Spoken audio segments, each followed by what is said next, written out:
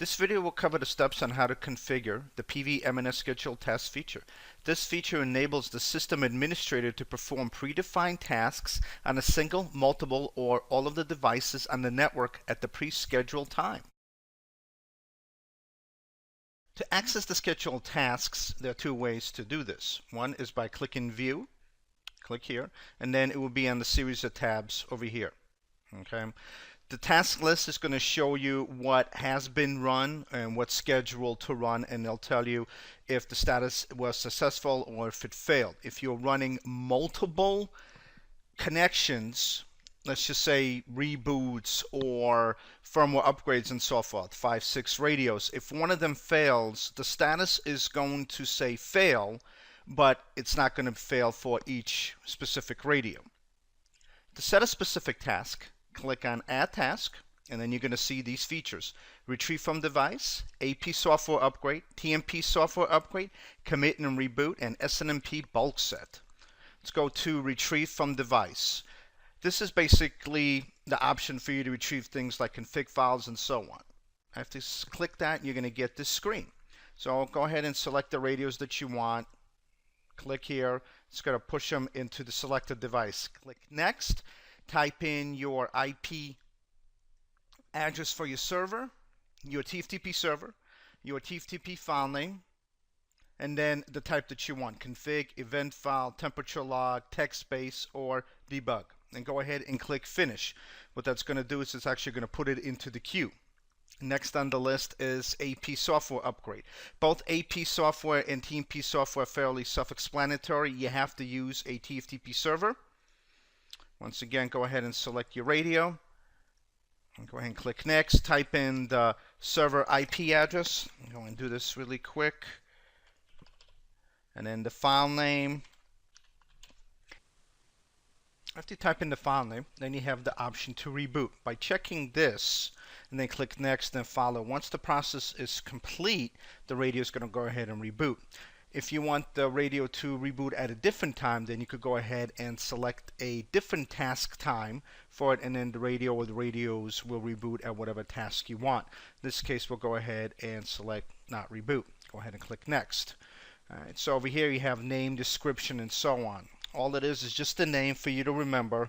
So we're just going to go ahead and call it Upgrade. Okay, I'm not going to put a description in there. If there's any discrepant dependencies on here, if it's going to rely on this, on QBU, password, and so forth, you could put them in there.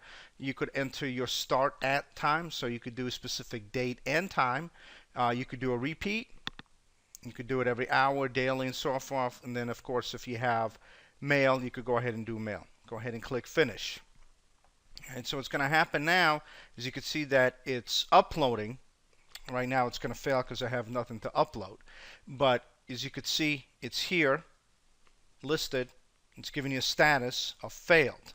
Now, if I already had a TFTP server up here, this would be a status of successful. Down over here would also be successful. Now, in my particular case, I do not have a TFTP server running. So if it did, it would show successful. The TMP software update is identical to the AP software update. Highlight it.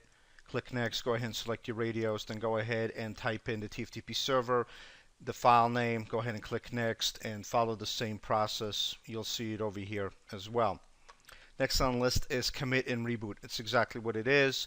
You select all your radios here that you want to commit and reboot. You can't do them both at the same time, so you'll have to do a commit, schedule it, and then go ahead and go back and do a reboot, schedule it, and all of these radios are going to do exactly that. Last on the list is SNMP Bulk Set. This is a generic option that can be used for setting any writable SNMP parameter. To configure SNMP Bulk Set, go ahead and select whatever radios you want. Go ahead and add them to the list as before. Go ahead and click Next. Now over here you're going to be able to add your OID. Now the OID format could be either number, decimal, or you could also write it out. In this particular case, we're going to change the wireless configuration channel. So both of these are going to equal the same amount. In this particular case, it's going to be index 1 So make sure we're going to have to add index 1 because this is a wireless index. Let's just say if you're going to be changing the password, the index is going to be 0 because that is the index. So let's just say we highlight this, copy, add it to here. Okay, now let's just say we want to change it to channel 149. Okay, we'll go ahead and click next. Go ahead and give this a name.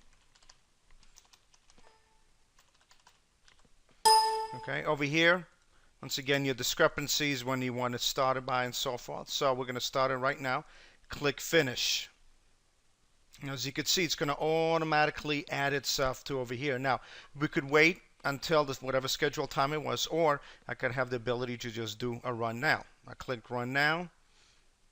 Right there, that's what you're looking for. You're looking for completed and it's successful. Once again, let's just say if you have 5 radios down here and for some reason one of them was unsuccessful, the details we here were going to be completed for the ones that work successful, and you're going to have a failed.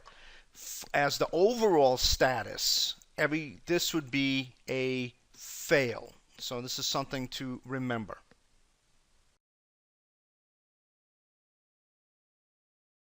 To learn more about Proxim Wireless and our solutions, please visit us at proxim.com or follow us at Twitter at Proxim.